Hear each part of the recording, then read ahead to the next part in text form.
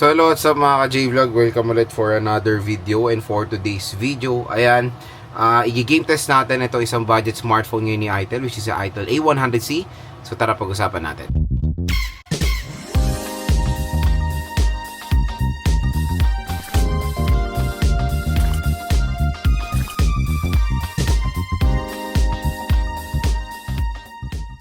So yun mga idol, for today's video, ayan, nag-game test natin itong Itel A100C. I know marami nadi-disappoint when it comes to gaming performance nito or when it comes sa processor dahil medyo mababa yung processor nito, hindi talaga for gaming. And I think ang GPU nito is super duper outdated. The Mali G5, ano yan the PowerVR GA322. So ano yan sobrang luma na processor yan at tingnan natin kung makakalaro pa rin tayo dito. So, few games lang ating nilagay. Hindi ko na trinay yung mga AAA games. Hindi na tayo asang playable dito sa Itel A100C. So, itatry na lang natin ML, Honor of Kings at COD. So, yan, first na lalaroin natin is Mobile Legends. Ayan, sa loading pa lang, medyo mabagal na. So, try lang natin mataas. Map quality high. Ayan bagal Refresh rate high, resolution HD, naka-off ang outline at shadow. At syempre, naka-full download na resources dito. Where's my mommy and daddy?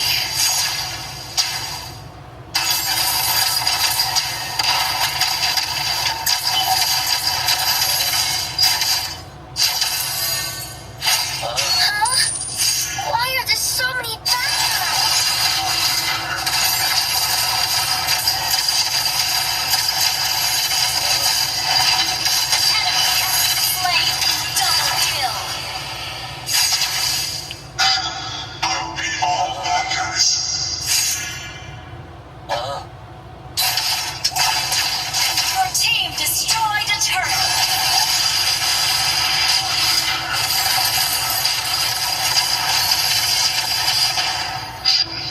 So pagdating sa Mobile Legends mga ka-J-Vlog, in fairness playable naman siya dito sa Itel A100C. May mga frame drops tayo na experience from time to time, especially nung kahit dun sa menu, medyo minsan slow response siya mga idol, pero playable naman po ang ML dito sa Itel A100C, hindi lang siya smooth. So next is Honor of Kings. So set natin yung settings niya. So FPS high, resolution natin hindi kaya sa ultra at high. So resolution standard, FPS high. into the jungle to farm resources while waiting for the next minion wave. More than an unpleasant threat. Left unchecked, it will turn into Enemy has been slain.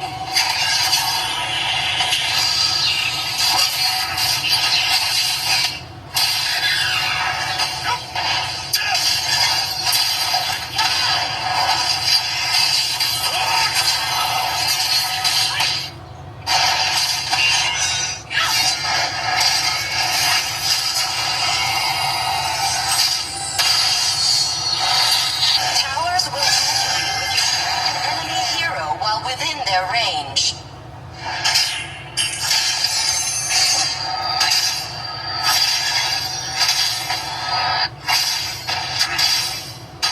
I'm becoming a monster to everyone but us.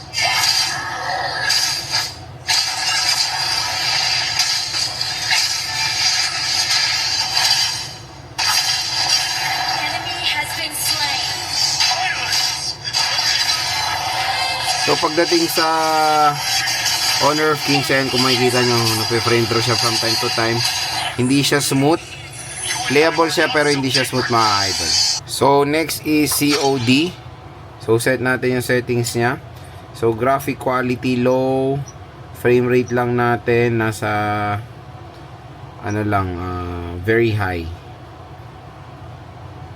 Yan yung settings natin, both Battle Royale and multiplayer.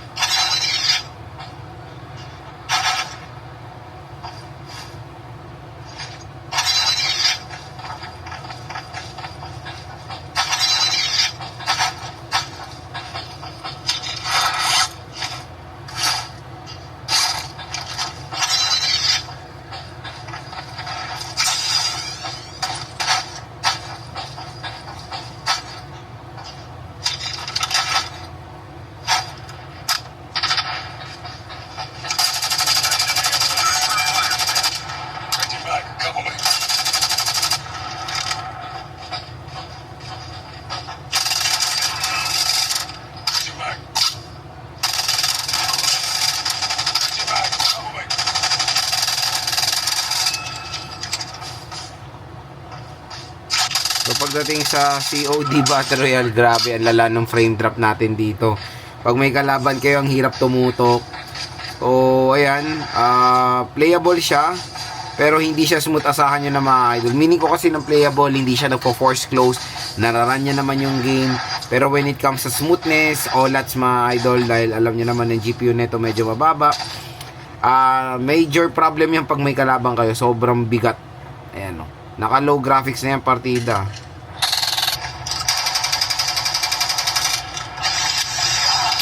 Enemy in sight. Moving down. We've taken the lead. Tango down.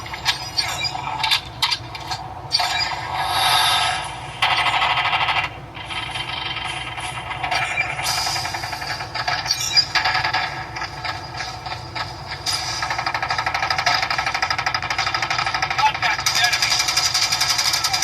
Enemy down.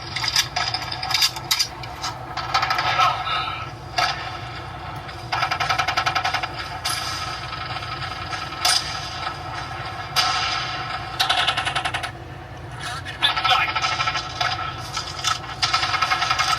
Tango down. Enemy down.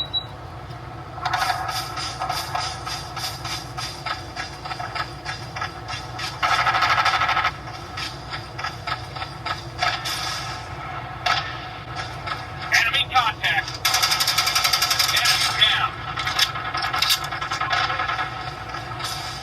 So pagdating sa COD multiplayer, ayan, hindi rin siya smooth.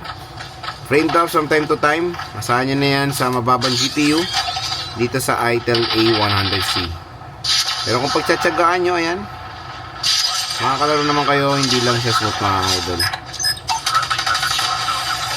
So yun mga idol, yung game test natin dito sa ITEL A100C. As you can see, syempre hindi siya maganda for gaming. Even ML ay nagfe-frame drop siya from time to time. Pero for affordable smartphone, kung gusto nyo talaga maglaro dito, ML and Honor of Kings na masasuggest ko.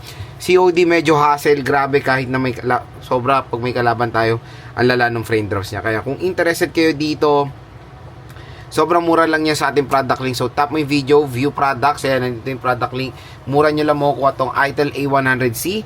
At yun nga mga idol, pag bibili kayo neto, kunin nyo yung 3GB 128, yung 3GB 64. Huwag nyo nang kunin yung 2GB, 3GB 32. Medyo mababa talaga. Ay, 3GB hindi, 2GB 32 ata yun. Basta meron itong mababang variant na, 2GB 64GB.